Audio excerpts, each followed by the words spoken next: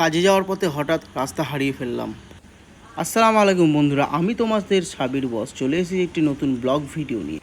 আরেকটি অন্য লোকেশনে আজকে ছাদ ঢালাই ছিল, তো বাড়ি থেকে বললো যা ছাদ ঢালাই হচ্ছে ওখানে চলে যা। তো আমি ঝটপট করে বেশি দেরি না করে বাড়ি থেকে বেরিয়ে পড়লাম। বাড়ি থেকে বেরোনোর পর একটি দোকানে এসে দাঁড়ালাম। সেখানে দেখি একটি ছোট্ট বিড়াল এদিক সেদিক ঘুরে বেড়াচ্ছে। তাই আমি দোকান থেকে তৎক্ষণাৎ চারিদিকে খুঁজে দেখলাম, কাজের সাইডটি খুঁজে পাচ্ছি না। তারপর ওই যে জলের ট্যাঙ্কিটা দেখতে পাচ্ছ, ওই জলের ট্যাঙ্কিটা দেখে বুঝতে পারলাম এইখানে কাজের সাইডটা রয়েছে। এর আগে একবার এসেছিলাম, বাট একবার এসেছি, তারপর অলিগুলি রাস্তা তো ভুলে গেছি। তো ফাইনালি আমি সেই কাজের সাইডটিতে পৌঁছে যাই। পৌঁছে গিয়ে দেখি ওখানে ছাদ ঢালাই আরম্ভ হয়ে গেছে। তো আমি সেই বাড়িটির দিকে এবার এগোচ্ছি। আর অবশ্যই তোমাদের যদি এই বাড়ির কাজটি ভালো লাগে, স্ক্রিনে দেওয়া ফোন নম্বরে যোগাযোগ করবে। তো বাড়ির ভেতর প্রবেশ করতেই দেখি এই ছাদটি বেশি বড় নয়, ওই 650 কি 700 স্কোয়ার ফুটের ছাদ হবে, কিন্তু 3 তলা লম্বা একদম। দুতলার উপরে পৌঁছাতেই এক ব্যক্তি ঢালাই পাঠিয়ে আমার দিকে তাকাচ্ছে, ভাবছে এ কে রে বাবা, কোথা থেকে এলো। সে হয়তো চিনতে পারেনি যে আমি এখানে কাজে এসেছি, কারণ হঠাৎ আমি ভিডিও করতে আরম্ভ করেছি দেখে অবাক হয়ে গেল।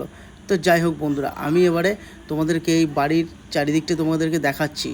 এইটা একটা রুম, 3টে জানালা এদিকে আছে, আর এই যে জলের ট্যাঙ্কিটা তোমরা দেখতে পাচ্ছেন। গাইস ফাইনালি আমি এখন স্পটে চলেছি। এখানে একটা ছাদ ঢালাই হচ্ছে, বড়, বেশি বড় না, মাঝারি। তো এটা হচ্ছে চারিদিকে লোকেশন।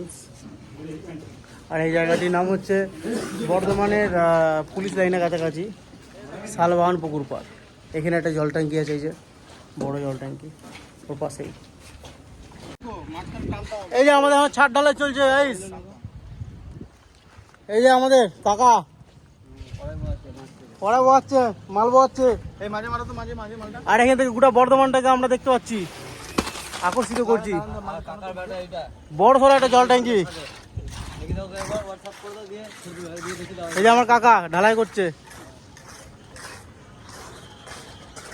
এই জলের ট্যাঙ্কি থেকে শুরু করলাম গাইস। তোমরা চারিদিকে ভিউজটা শুধু দেখো, জাস্ট অসাধারণ। সবাই মনে করো হয়তো কিছু কিছু ব্যক্তি মনে করে বর্ধমানে একটু খুব একটি ছোটো জায়গা, কিন্তু না, বর্ধমান অনেকটাই বড় জায়গা। এখন বর্ধমান দ্বিতীয় কলকাতা হতে শুরু করেছে যত সম্ভব।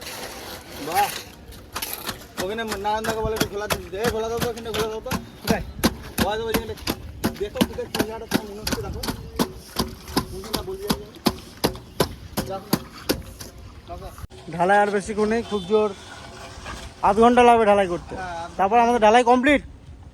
ঢালাই ফালাই করে দিয়ে মিষ্টি জল খেয়ে আমরা এবার বাড়ির দিকে রওনা দেবো। আর ভিডিওটা অবশ্যই ভালো লাগলে লাইক, কমেন্ট, সাবস্ক্রাইব করে দিও। Love you. আর তো যাই হোক, ঢালাই আমাদের কমপ্লিট হয়ে গেছে। এবার আমরা শুরু করে বাড়ির দিকে রওনা দেবো। আপাতত এই পর্যন্ত ব্লগটি, আবার নেক্সট ব্লগে।